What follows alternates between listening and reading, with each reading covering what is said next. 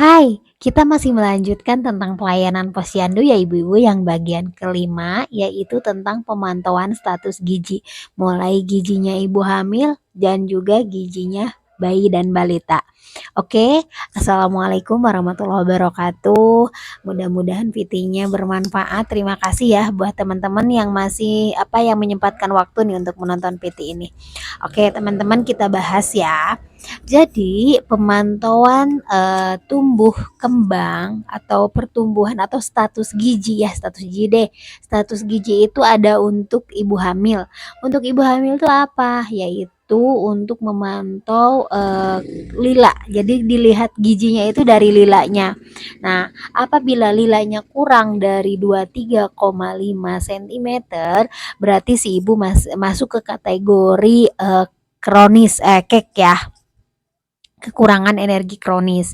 Nah, itu tuh menentukan ketika si ibu kek nanti itu akan berlanjut ya, maksudnya itu ketika persalinannya, pokoknya ibu bidan tuh akan bisa menggambarkan, oh iya nih harus hati-hati nih, harus kita evaluasi nih, harus kita pantau ketat nih, seperti itu ya. Jadi ibu bidannya udah bisa menggambarkan untuk persalinannya, untuk bayinya ke depan, karena ketika emang si ibunya kek berarti resiko BBLR bayinya. BBLR itu berat bayi lahir rendah, jadi kurang dari target ya, seperti itu.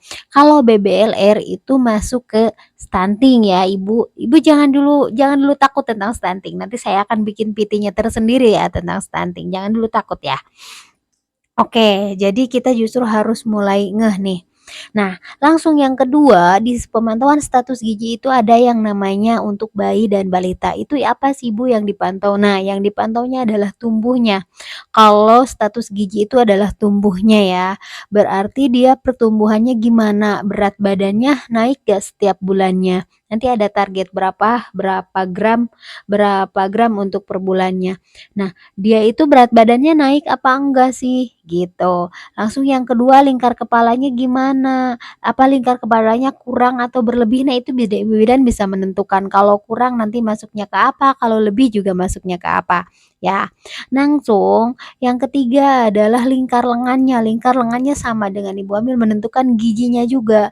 Gizi anak itu kurang kah atau misalkan lebih kah atau gimana? Nah, itu tuh nanti ada solusi-solusinya lah ya, ada perbaikan-perbaikannya harusnya seperti apa, seperti itu ya.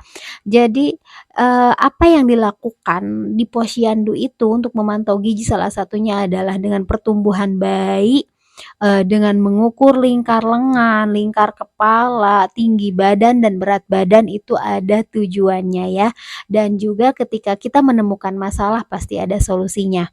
Ketika misalkan mendekati ke gizi kurang, itu nanti bidan akan mengasih solusi, sebenarnya bukan bidan sih ya, di posyandu itu bagian gizi akan mengasih solusi gimana sih, seperti itu. Dan akan mengedukasi ibu-ibu semuanya. Dan bagi saya